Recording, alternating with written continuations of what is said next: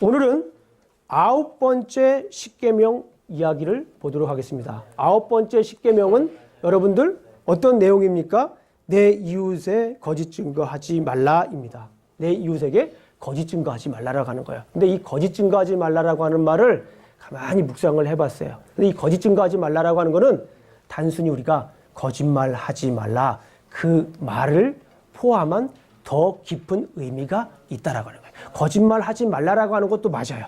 그런데 설교가 거짓말하지 말라 해서 그치면 온전한 설교는 아니다 저는 생각을 합니다. 성경에서 말하고자 하는 진의는 아니다라고 생각이 들어요. 생각을 해봤어요. 거짓 증거하지 말라. 이거는 여러 가지 의미가 있어요. 여러 가지 의미가 있는데 특별히 그때 당시에는 법정에서 사용했던 단어이고 그 다음에 공동체를 향한 메시지였다라고 하는 거예요. 이런 거 저런 거를 다 고려해 볼 때에 저는 이렇게 생각을 했습니다. 이 거짓 증거하지 말라라고 하는 말 자체가 얼마나 중요한가 하냐면 이 단어 자체의 무게감을 우리가 보면 알 수가 있어요. 테스트모니라고 하는 말이에요. 자, 어떤 사실을 증명할 수 있는 사람을 이 증인이라고 합니다. 위트니스라고 하죠. 그죠? 여기에서 보게 되면은 거짓말하지 말라라고 하지 않고 뭐라고 해요? 거짓 증거하지 말라. 그러니까 라이 하지 말라는 게 아니라 거짓말하지 말라는 게 거짓 증거하지 말라는 말이에요. 그 말은 뭐냐면 증인이 되라고 하는 거예요. 거짓 증거하지 말라라고 하는 것은 온전한 증거를 해야 된다. 그러니까 뭐예요? 증인이 돼야 된다. 그 말이에요. 그래서 이 말은 증인이라고 하는 사람은 어떤 사람이에요? 어떤 사실을 증명할 수 있는 사람이에요. 증인이 되라라고 하는 거예요. 단순히 거짓말하지 말라라는 걸 뛰어넘어서 증인이 돼야 된다라고 하는 거예요. 너는 증인이 되어라 이런 말이에요. 따라해 보겠습니다. 나는 증인이 되겠습니다. 이런 말로 바꿀 때 이 10계명에 나와 있는 9번째 계명이 우리 삶 속에 다가오는 거예요. 자, 그러면 우리 성도님들 증인의 삶을 살고 계십니까? 어떤 증인의 삶을 살고 계신가요? 예, 보면 여러 가지 증인일 수가 있어요. 내가 우리 집에 어떠한 증인이 되는가? 예를 들어서 죄송합니다만은 내가 우리 집에 화를 잘 내는 사람, 몇 증인이 되면 좀 곤란해요. 내가 우리 집안에 성격 급한 사람의 증인이 된다고 그러면은 좀 곤란합니다. 자, 이건 증인의 삶을 우리가 여러분들이 원든 원치 않든 제가 살고 있어요. 그래서 그걸 물어보려면 자녀한테 물어봐야 되고 아내한테 물어봐야 되고 또 어머니 아버지한테도 물어볼 수가 있습니다. 자, 오늘 본문에서 정말 얘기하고자 하는 메시지의 중요한 포인트는 뭐냐면 무엇을 증언해야 되는가? 무엇의 증인이 돼야 되는가? 내가 무엇을 증언해야 되나? 내가 무엇의 증인이 돼야 되는가? 라고 하는 것에 대해서 오늘 본문에 대해서는 이야기를 하고 있다는 것입니다. 자, 그러면 이 이야기가 있는 십계명 모세 오경을 통해서 우리가 보고 있기 때문에 자, 그러면 창세기에서 우리가 무엇의 증인이 돼야 되는가? 어디에서 얘기를 하고 있습니까? 창세기에서 얘기를 하고 있어요. 우리가 무엇의 증인이 돼야 되는가? 여러분들 이제 익숙할 겁니다. 무엇의 증인이 돼야 되죠? 예, 한번 찾아보겠습니다. 창세기 1장 28절 한번 보겠습니다. 이거는 제가 God's primitive commandment, 원초적인 명령이다. 가장 중요한 명령이다 라고 제가 말씀을 드립니다. 성경에서 우리가 뭐 Great Commission도 있고 여러 중요한 명령이 있지만 성경에서 가장 기본적인 베이직 커맨드먼트는 바로 요 내용입니다. 창세기 1장 28절. 자, 여러 번 말씀드렸기 때문에 우리 교회 성도님들께서는 거기에 아마 1장 28절에 표시가 돼 있죠? 네, 1장 28절에 표시가 안 돼 있으면 댁에 가셔서 한 1분 동안 회개기도 하셔야 돼요. 자, 1장 28절 너무나도 유용한 말씀입니다. 하나님께서 우리에게 우리 사람을 만드시고 명령하신 거예요. 이렇게 증인이 되라고 명령하신 겁니다. 28절 시작. 하나님이 그들에게 복을 주시며 하나님이 이들에게 이르시되 생육하고 번성하여 땅에 충만하라. 땅을 정복하라. 바다의 물고기와 하늘의 새와 땅에 움직이는 모든 생물을 다스리라. 그렇죠. 뭐 하라고 했어요? 다스리라고 하는 거예요. 그러니까 하나님께서 천지를 만드셨어요. 천지 창조를 하셨어요. 그런데 천지 창조를 하신 분이 누군가라고 하는 거를 보여줄 증인이 필요한 거예요. 그 증인이 필요하기 때문에 하나님께서 누구를 만드셨어요? 사람을 만드셨어요. 누구의 형상대로 만드셨어요? 하나님의 형상으로. 왜냐하면 하나님께서 천지를 창조하신 거를 보여주는 증인이 되어야 되기 때문에 하나님의 형상으로 만드신 다음에 명령을 주셨어요. 무엇의 증인이 되라? 다스리는 것에 증인이 되라. 하나님께서 이 세상을 다스리는 분이라고 하는 것에 증인이 되라라는 거예요. 놀라운 것이요. 이게 이 말씀을 들으면 우리가 막 섬찟하지 않습니까? 소름이 끼치지 않나요? 우리에게 하나님께서 주신 명령이 있는데 증인이 되라고 보내주셨는데 땅끝까지 가서 증인이 되라고 보내주셨는데 그것의 가장 원초적인 건 뭐냐면 바로 이거예요. 하나님께서 이 세상을 다스리는 사람이 다스리는 분이다라고 하는 걸 보여주는 거예요. 어떤 신학자는 그런 얘기를 해요.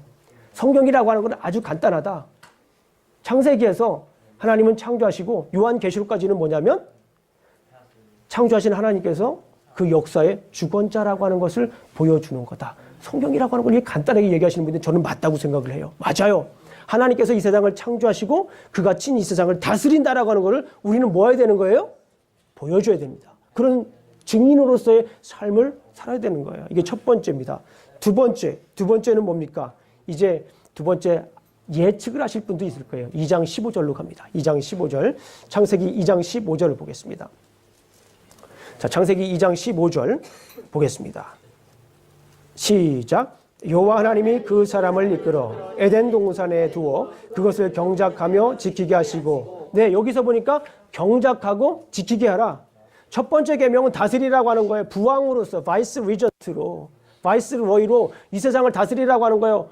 이 세상의 진정한 왕은 하나님이신 거예요. 그러니까 우리는 부왕으로서 이 세상을 다스리는 것을 통해서 하나님이 통치하심을 보여줘야 되는 거예요. 두 번째는 뭡니까? 두 번째는 이 세상을 지키라. 뭐로 지키라고 하는 거예요? 제사장으로서 지키라는 거예요. 뭐로요? 제사장으로서. 우리에게 왕적인 명령을 줬고, 두 번째는 제사장의 명령을 줬어요. 이 세상을 우리가 어떻게 지키라고요? 거룩하게 지키라는 거예요. 우리에게 그런 증인으로서의 삶이 있는 거예요. 하나님은 어떤 분이에요? 거룩한 분이에요. 아멘. 하나님은 거룩한 분인데 그 거룩한 분을 이 세상을 거룩하게 다스린다라고 하는 거를, 지킨다라고 하는 거를, 그분이 거룩한 분이라고 하는 거를 내가 증인이 돼야 된다라고 하는 거예요. 점점 부담문 가죠? 그러나 이게 성경적인 얘기입니다. 이건 단순히 거짓말 하지 말라라고 하는 그런 차원이 아니다라고 하는 것을 우리가 알 수가 있습니다. 그런데 이 증인으로서의 삶을 우리가 알게 되었는데, 하나님께서 그런 명령을 주셨는데 이 명령이 이제 위협이 생깁니다. 문제가 생깁니다. 여러 가지 사건을 제가 다 일일이 설명드리지 않고 오늘은 이제 모세오경 중에서 중요한 사건들만 뽑아서 얘기를 합니다. 이스라엘 백성들이 노예 생활을 하게 되죠. 어디 가서 노예 생활을 하게 됩니까? 이집트에 가서 몇 년 동안 하게 되죠? 430년 동안 이제 노예 생활을 거기서 하게 되는데, 이게 또 중요한 것입니다. 노예 생활은 하나님께서 우리에게 주신 그 원초적인 명령을 지키는 데에 큰 타격을 줍니다. 왜 그렇습니까? 우리는 하나님의 사람으로, 하나님의 형상을 입은 사람으로서 이 세상을 다스려야 되는 사람이에요. 거룩하게 지켜야 되는 사람입니다. 그런데 이집트로 가니까 우리는 노예가 된 거예요. 그러니까 노예가 됐다라고 하는 것은 뭐냐면 누가 바뀌었다? 주인이 바뀌었다라는 거예요. 실제적으로 거기에서 이방신을 섬길 수밖에 없었어요. 그거는 신이 바뀐 거예요. 신이 바뀌고 주인이 바뀌었기 때문에 하나님께서 원래 우리에게 주셨던 이 세상을 다스리는 게 아니라 다스리지도 못하는 거예요. 거기서 일만 하는 거예요. 거룩히 지키라고 그러는데 거룩히 지킬 수도 없어요. 맨날 가서 하는 일이 뭐예요? 신상 만드는 일이에요. 템플을 만드는 일이에요. 신전을 만드는 일이에요. 오히려 하나님께서 우리에게 주신 그 명령, 증인으로서 살아라고 하는 그 명령과 반대되는 삶을 사는 게 이 노예 생활이라고 하는 거예요. 그만큼 이 노예 생활이 큰 타격을 주었습니다. 그런데 하나님께서는 이 노예 생활에 있게 하지 않고 어떻게 합니까? 출애굽을 시킵니다. 뭘 합니까? 출애굽을 시키는 거예요. 자, 이 출애굽을 한다라고 하는 것에 대해서 제가 여러 번 말씀을 드렸습니다. 이 출애굽 자체라고 하는 말이 뭐라고 했어요? 에크호더스. 자, 길로부터 나오는 거예요. 애굽의 길로부터 나오는 거예요. 이게 호도스라고 하는 말이 그리고로 길이란 뜻이에요. 그러니까 애굽의 그 옛날에 찌들어 있던 그 노예로서의 찌들어 있던 그 삶에서 뭐 하는 거예요? 나와서 새로운 길로 가는 게 엑소더스입니다. 말 그 자체가. 그래서 하나님께서 우리에게 새 길을 주셨습니다. 그런데 홍해를 만나죠. 홍해가 큰 바다잖아요.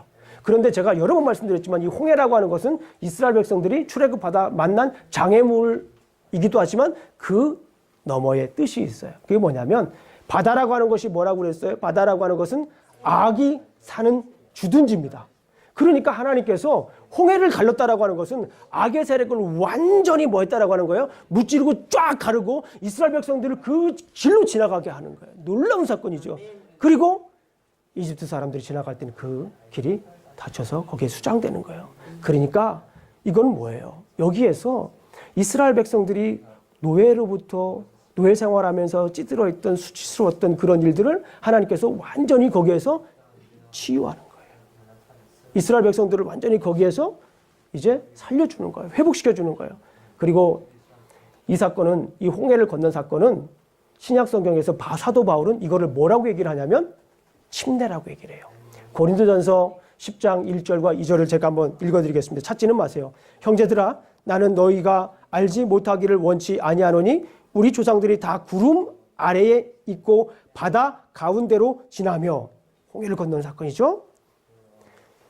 모세에게 속하여 다 구름과 바다에서 침례를 받은 거예요. 과거에 이 침례가 뭡니까? 예수 그리스도와 함께 죽은 거예요. 우리 죄적인 모습들이 예수 그리스도와 함께 죽는 거예요. 그리고 다시 일어나는 건 뭐예요? 예수 그리스도와 함께 부활하는 거예요. 사는 거예요. 그 치욕스러운 거 다 이제 예수 그리스도와 함께 죽는 거예요. 우리 삶 속에 힘들고 어려운 일들이 다 있어요. 누구나 쓴뿌리라고 그러잖아요. 겉으로 볼 때는 화장도 이쁘게 하시고 머리도 예쁘게 파마하시고 깎으시고 옷도 예쁜 거 입으시고 잘 웃으시고 그러는 것 같지만 속을 보게 되면은 그렇지 않을 수도 있어요.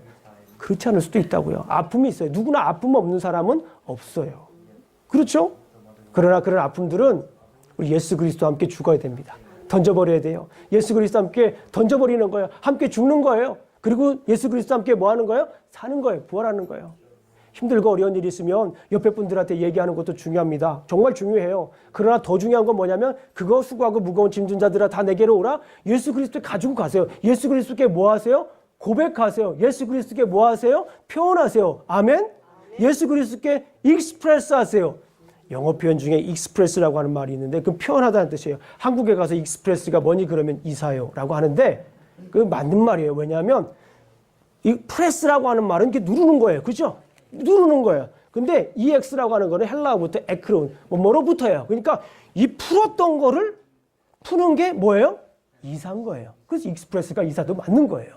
그런데 우리가 이 동사로 보게 되면 표현하다요. 그러니까 내가 힘들고 어렵고 말 못하는 거 가지고 살 수 있어요. 그런 거 익스프레스 해야 돼. 다 풀어가지고 던져야 돼요. 그런데 옆에 있는 분들한테 던지면 옆에 있는 분들이 상황에 따라 달라집니다. 힘들고 어려운 분들, 강하고 담대한 분은 잘 받아주는데 힘들고 어려운 분들에게 그렇게 풀어놓게 되면은 곤란해지는 경우가 꽤 많이 있습니다. 그래서 우리가 누구에게 가야 되는 거예요? 예수 그리스도께 가야 되는 거예요. 예수 그리스도. 왜냐하면 우리 예수 그리스도께 가지고 나가보신 분들은 알아요. 예수 그리스도는 우리를 마다하지 않습니다. 너 왜 그런 거 가지고 오냐? 나 정말 바쁜, 야 정말 그러지 말아라고 하지 않고 예수님은 모든 걸 다 받아주세요. 다 내게로 가지고 와라. 내게로 가져와라. 직장에서도 힘든 일 있어요? 주님 아시죠? 가져가세요. 네, 가져가세요. 싸게 죄송합니다. 그건 아니고, 가져가시라고 주님께 얘기를 해요. 그럼 가져가셔요. 그러니까 안 하니까 문제예요. 우리가 안 하니까. 뭐 주님이 그거 같이 가겠냐. 그렇게 바쁜 분이 말이야. 나 같은 사람 찾아오겠냐라는 거. 그런 분도 있어요. 아니에요. 고백하세요. 근데 중요한 건 고백하는 게 중요해요. confess, express. 고백하는 게 중요해요. 마음에 담고 있는 것도 중요하지만 고백하는 게 정말 중요합니다. 어쨌거나 이런 경험을 어디서 하는 거예요? 홍해에서 하는 거예요. 홍해에서. 바다가 쫙 갈라지면서 이스라엘 백성들이 너무 말을 안 들으니까 너무 어리니까 하나님께서는 쫙 보여주시는 거예요. 야 지나가라. 그러면 악의 무리를 완전히 그리고 그 어둠의 세력에서 구원시켜주는 놀라운 사건을 이 홍해 사건 새길. 그래서 이스라엘 백성들을 뭐 하는 거예요? 새 사람을 만들어주는 거예요. 새 사람. 새 사람을 만든 다음에 하나님은 이스라엘 백성들을 아까도 우리 봤지만 어디로 데려갑니까? 시내산에서. 시내산에서 네 가지 중요한 거 뭐 배웁니까? 말씀 배우죠. 성막 배우죠. 제사 배우죠. 절기 배우죠. 이 중요한 네 가지를 배우는 거예요. 말씀 배우잖아요. 그 안에 그래서 십계명이 출애굽기 20장에 있는 거예요. 성막을 배우는 거예요. 말씀을 배웠어요. 이 언약을 했다라고 하는 건 뭐냐면 히브리 원어를 보게 되면 언약을 맺었다. 이 말은 뭐냐면 결혼했다 그런 말이에요. 아니 제 얘기가 아니라 히브리 원어상으로 보면 그래요. 결혼을 했다. 우리가 언약식이라고 하는 말도 있잖아요. 결혼을 하는 거예요. 그 말씀을 하나님께서 주신 거예요. 그럼 관계가 되는 거예요.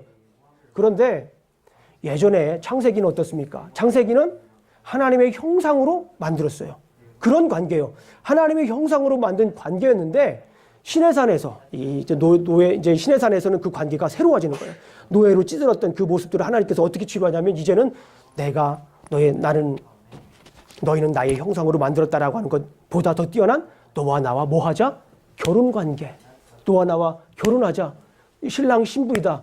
신약으로 가면 그렇죠. 신랑 신부이다라고 하는 것을 이 언약을 통해서 신의 산에서 언약을 맺으면서 보여주는 내용이라고 하는 것을 우리가 볼 수가 있습니다. 여기서 뭘 한다고요? 언약을 맺어요. 언약을 맺으면서 보다 친밀한 관계 속으로 들어가는 거예요. 그러면서 이스라엘 백성들을 향해서 하나님께서 언약을 맺으면서 이스라엘 백성들을 다시 한 번 더 너희들은 누구인지 얘기를 해줘요. 찾아보겠습니다. 출애굽기 19장. 여기도 목사님 또 처했네요. 예. 밑줄 쳐있네요. 감사합니다.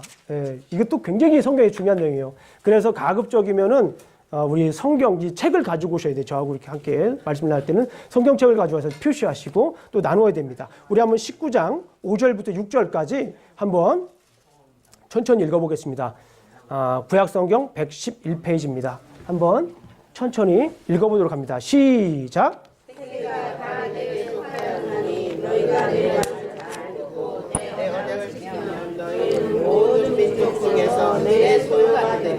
너희가 내게 대하여 제사장 나라가 되며 거룩한 백성이 되리라. 너는 이 말을 이스라엘 자손에게 전할지니라. 아멘. 이제는 하나님의 형상으로 만든, 예전에는 바이스 버전트, 통치의 대리자였는데 이제는 뭐가 되는 거예요? 나의 소중한 보물이 된다. 내 소유가 된다라고 번역했지만 제가 여러 번 말씀드리지만 여기에서 내 소유가 됐다라고 하는 말도 참 중요한 말이지만 이거는 나의 소중한 보물이 되었다.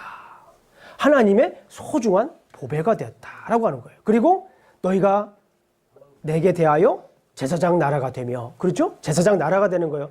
제사장 쪽으로 지키라고 그랬잖아요. 제사장 나라가 되는 거예요. 그 땅을 경작하라고 그랬어요. 창세기에서는 땅을 경작하라고 그랬는데 이 출애굽기에 와서는 제사장 나라가 되는 거예요.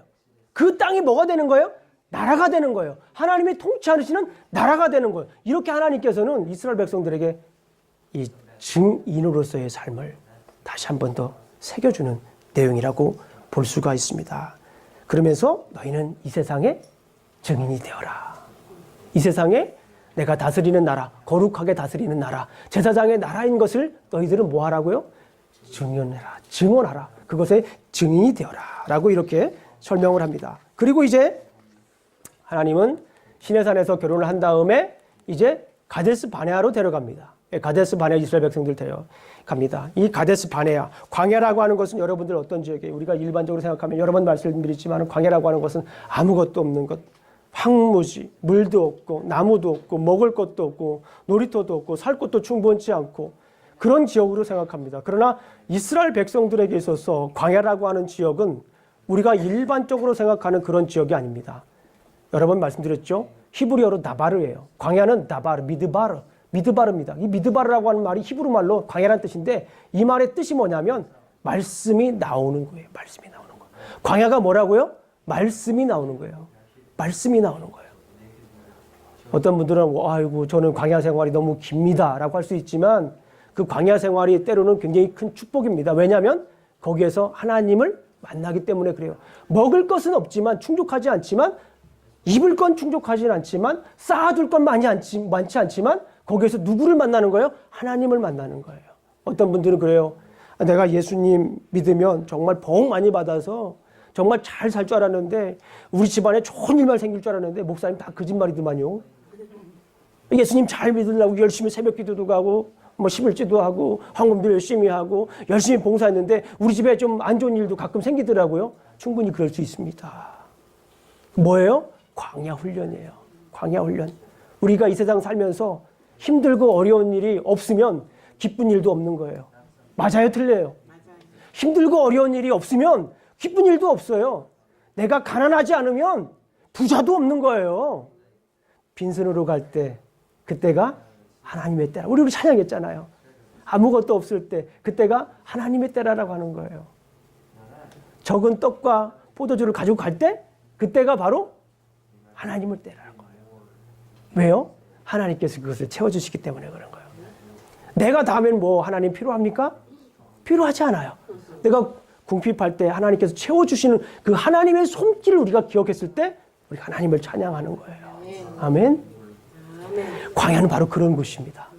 이집트에서 그냥 그렇게 이 신을 그렇게 섬겼잖아요. 근데 그거를 완전히 이제 시각적으로 완전히 막 없애주는 거예요. 거기에는 이제 뭐예요? 하나님.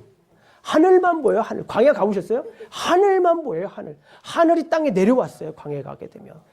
하늘과 땅이 보여요. 저 멀리에는 하늘과 땅과 밖에 보이질 않아요. 그러니까 뭘 생각하는 거예요?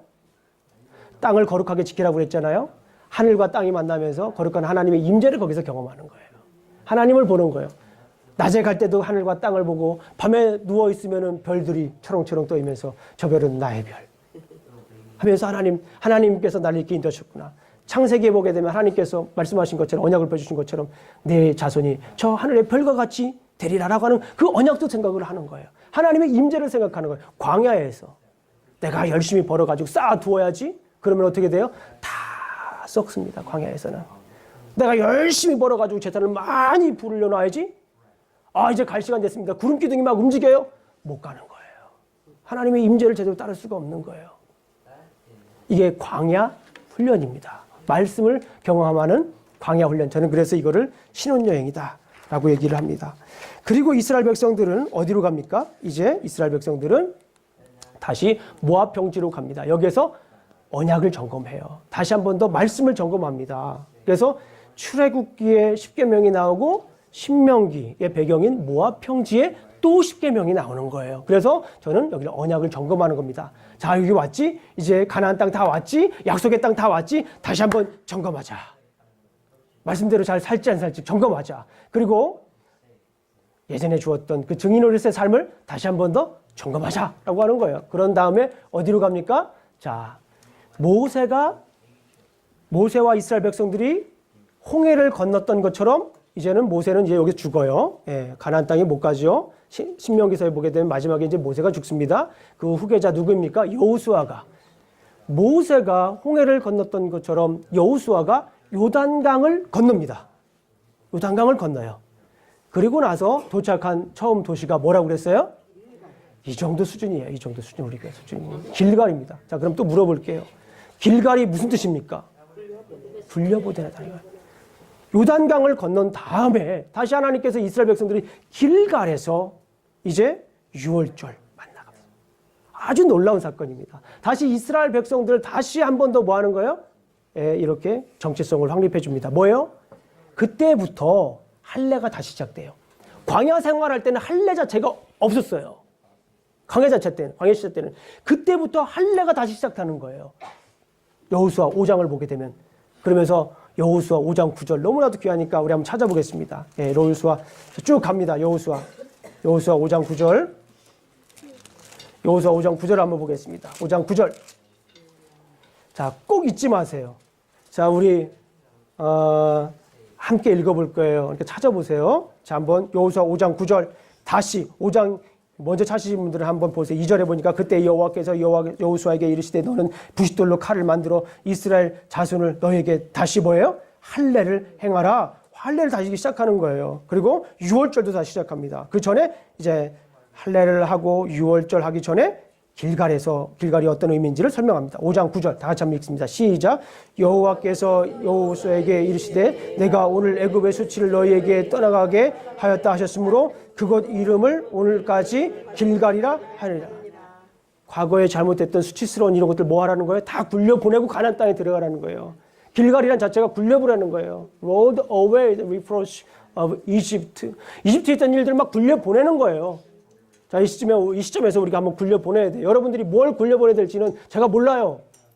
여러분들이 굴려보내야 될 게 여러분들의 수치와 여러분들의 아픔과 여러분들 속에 이 뿌리 잡고 있는 빠지지 않는 이 쓴뿌리가 있어요. 이것 때문에 막 자녀 관계도 힘들어지고 이것 때문에 부부 관계도 힘들어지고 이것 때문에 성도 간의 관계도 힘들어집니다. 이걸 해결하지 못하면 이걸 굴려보내지 못하면 우리가 사람답게 살지 못해요. 쉽게 말씀드리면. 겉으로 드러나는 거하고 다릅니다. 이 시간에 있을 거예요. 자, 지금부터 저한테 큰 소리로 불러주세요. 라고 하면 안 되겠죠. 속으로 생각하시고 한번 굴려보내겠습니다. 자, 주님, 나의 아픔을 굴려보냅니다. 굴려보냅니다. 주님, 나의 수치를 굴려보냅니다.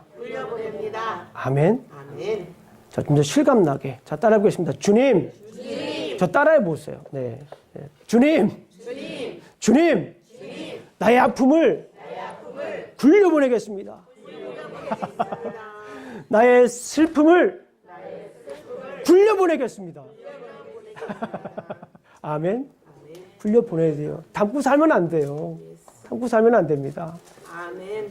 이 수치를 굴려보내기에 가장 좋은 방법이 있습니다. 집에 뭘 만들으라고요? 기도방을 만드세요. 아이고, 목사님 뭐 기도방 하나 만들었다고 집을 하나 더 짓는다는 게 아닙니다. 예, 곤란해요, 그러면은. 허가받아야 되니까. 그러니까 이 옷방을 사용하세요, 옷방. 옷방은요, 소리를 질러도 소리가 잘 안 나가요. 해보신 분들은 알아요. 옷방에 가면 카펫 깔려있기 때문에 무릎 꿇고 가서 그냥 땅 대고 기도하면 뭐 듣는 사람도 없어요. 그죠?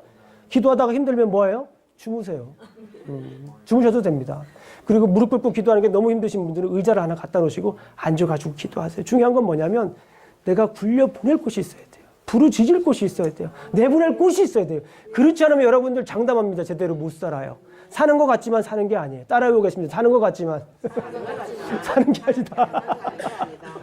자, 오늘 말씀을 이렇게 맺습니다. 새 사람을 하나님께서 만들어주셨어요. 자, 하나님은 그의 백성들이 이 세상에 참된 증인으로서 살아가길 원하시는 거예요. 참된 증인으로서 살아가기를 원하시는 겁니다. 거짓말하는 것을 하지 않는 것이 아니라 그걸 뛰어넘는 참된 증인으로서 살아가는 거예요.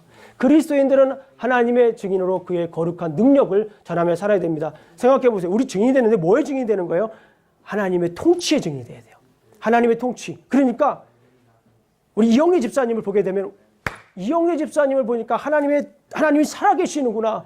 과연 하나님이 이 세상을 주관하시는구나. 이 세상을 이끌어 가시는구나를 보여주래요. 부담스럽죠. 그러나 우리가 그게 해야 되는 거예요. 그거는 거짓말하지 말라라고 하는 것 의미를 뛰어넘는 거예요. 증인으로서 사는 거예요. 우리가 그 증거가 되어야 되는 거예요. 하나님의 통치에 뭐가 되어야 되는 거예요? 증거가 되어야 되는 거예요. 하나님이 살아계시고 그분은 거룩하시다라고 하는 것에 대한 증거를 보여줘야 돼요. 우리 옆에 있는 우리 현아를 보게 되면 과연 현아는 거룩하다. 하나님은 거룩한 분이라 라고 하는 것에 뭐가 되어야 되는 거예요? 증인이 되어야 된다는 거예요. 여기까지는 별 문제가 없죠. 그죠? 예. 그래서 이제 우리가 어떻게 살아야 합니까? 그리스도의 증인이 되라가는 거예요. 사도행전 1장 8절을 보게 되면 너희가 권능을 받으면 예루살렘과 유대와 사마리아와 땅끝까지 내 증인이 되리라. 증인이 되라고 하잖아요. 근데 여기서 정말 중요한 건 뭐냐면 예루살렘과 유대와 사마리아와 땅끝까지 가서 뭐가 돼야 돼요? 증인이 돼야 돼요. 우리가 증인이 되라고 그러면 지금 당장 막 선교제 가가지고 예수 전당 막 예수님 믿으세요라고 막 이렇게 하는 것도 생각을 하는데 그것도 굉장히 중요한 거예요. 근데 성경을 보게 되면 증인이 되라고 하는 것은 누구부터 증인이 돼야 될까요? 가까운 사람부터 증인이 돼야 되는 거예요. 가까운 사람부터 증인이 되는 거예요. 옆에 아내가 계십니까? 한번 쳐다보겠습니다. 증인이 돼야 돼요. 남편을 보게 되면 남편을 통해서 하나님이 이 세상을 다스린다라고 하는 것에 대한 증인이 돼야 돼요. 얼마나 부담스럽습니까? 그러나 그렇게 해야 되는 거예요. 아내를 보면 아내를 통해서 하나님께서 이 세상을 다스린다라고 하는 것을 보여줘야 되는 거예요. 이게 진정한 그리스도인으로 살아가는 거예요. 생각을 해보세요. 아내를 봤어요. 아내를 보는데 정말 하나님이 살아계신 것 같아요. 아내를 보니까 정말 예수 그리스도의 보혈의 능력이 막 경험이 돼요. 그럼 그 가정이 어떻게 될까요? 끝. 더 이상 얘기할 거 없어요. 더 이상 얘기할 거 없어요. 그 가정은. 자녀들과의 관계도 뭐 우리가 더 이상 얘기할 필요 없어요. 아내가 남편의 그리스도인의 증인이 된다고 그러면 그 가정은 하나님께서 너무나도 사랑하는 그런 가정이 되는 거예요. 저는 가끔 그런 간증을 듣습니다. 제가 우리 교회 사업하시는 분들 제가 2주에 한 번씩 방문을 하려고 노력을 해요. 그래서 가끔 갑니다. 어떤 때는 1주에 한 번씩 사업터를 방문하고 그래요. 여러분들은 모르실 거예요. 사업 안 하시는 분들은 모르는 거예요. 그러니까. 예, 그런데 가가지고 뭐 이런 말씀도 나누고 그럽니다. 그런데 지난주에 제가 신방을 갔는데 아내가 남편의 그 모습을 보면서 예수 그리스도의 그 삶을 발견하는 걸 간증하시더라고요. 얼마나 기뻤는지 몰라요. 이게 바로 그리스도인의 삶인 거예요. 아내를 통해서 우리 자녀들이 볼 때에 우리 어머니를 보니까 하나님이 살아계시는 거예요. 우리 집에 뭐 부자도 아니고 맨날 보면은 아버지 나가서 사업부도 실패하고 와서 막 우는데 그렇게 기죽어 살아가는데 엄마는 그냥 골방에 가서 주여 주여 살려주시옵소서 주여 주여 기도하고 그러면서 기쁨으로 사는 거야. 막 우리가 일반적으로 생각했을 때는 막 풀이 죽어가지고 막 살아야 되는데 당당하게 기쁨으로 하나님이 해결해 주실 거야. 아멘. 하나님은 살아계신 분이야. 하나님은 나에게 산소망이 되시는 거야. 아멘 하면서 살아간다면 그 집안이 뭐가 되는 거예요? 그리스도의 산증이 되는 거예요. 그 자체가. 여기에서 너희는 내 이웃에 대하여 거짓 증거하지 말라라고 하는 것은 단순히 거짓말하지 말라라는 것이 아니에요. 그리스도인으로서 증인으로 살아가는데 거짓말할 수 있습니까? 사기칠 수 있습니까? 아니 물론 그런 건 가끔 필요해요. 아유 어머니 이렇게 벌써 가시려고 그러세요. 빨리 갔으면 좋겠지만 그렇게 얘기할 수도 있잖아요. 그런 걸 할 수 있어요. 아이고 어머니 전화했는데 안 받으시더라고요. 무슨 전화를 해. 아이고 어머니 저도 어머니와 같은 시어머니 되고 싶어요. 뭐 그런 얘기는 우리가 할 수 있어요. 그렇지만 더 중요한 건 뭐예요?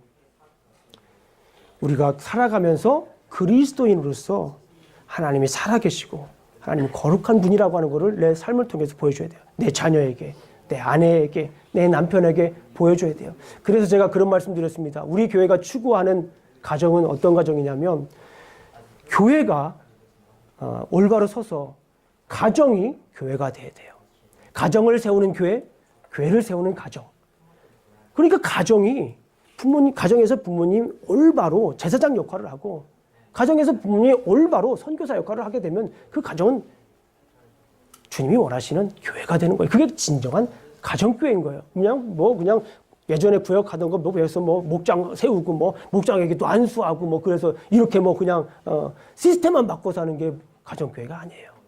가정교회는 부모가 가정의 목사가 돼야 돼. 그게 가정교회입니다. 증인이 돼야 되는 거예요. 부모가 가정의 제사장으로서 증인이 돼야 되는 거예요. 하나님의 살아계심을 증거하는 증인이 돼야 되는 거예요. 이게 진정한 가정교회입니다. 기도하시겠습니다. 아버지 하나님 참으로 감사합니다. 오늘 이렇게 또 우리가 말씀을 나누었습니다.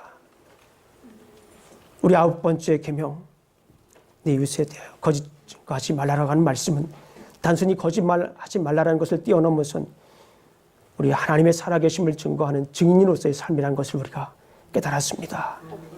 우리 삶 속에서 먼저 가까운 곳에부터 아내에게, 자녀에게 그리스도의 산 증인이 될 수 있도록 주님 지켜주시옵소서. 그리하여서 가정이 하나님의 증인이 되는 교회가 될 수 있도록 지켜주시옵소서. 예수님 이름으로 기도합니다. 아멘.